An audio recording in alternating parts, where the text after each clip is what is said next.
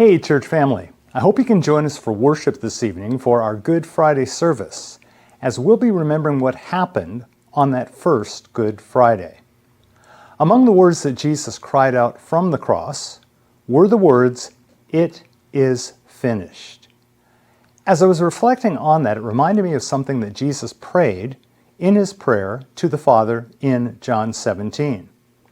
In that prayer, Jesus prayed, "I have brought you glory on earth by finishing the work you gave me to do." When Jesus died on the cross, he completely and perfectly accomplished the work that God had called him to accomplish. But did Jesus' work truly conclude on that day? In one sense, yes, and in another, no. If you look at the word that Jesus used in the original Greek language, that word finished had application in both legal and financial circles.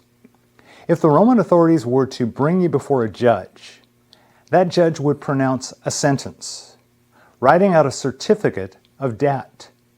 The certificate listed your crime on one side and your penalty on the other.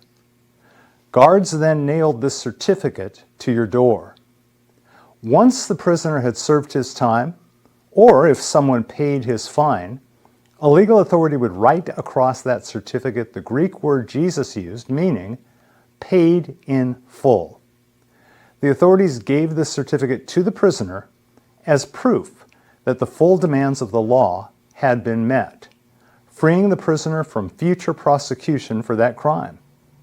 When Jesus said, "It is finished," he essentially proclaimed, your debt has been paid in full. Your entire sin debt was paid for at the cross with no additional payment required. Now, those who get into the study of languages will tell you that the word that Jesus used in the Greek, perfect tense, literally means an action completed in the past, but that has effects continuing powerfully into the present and the future.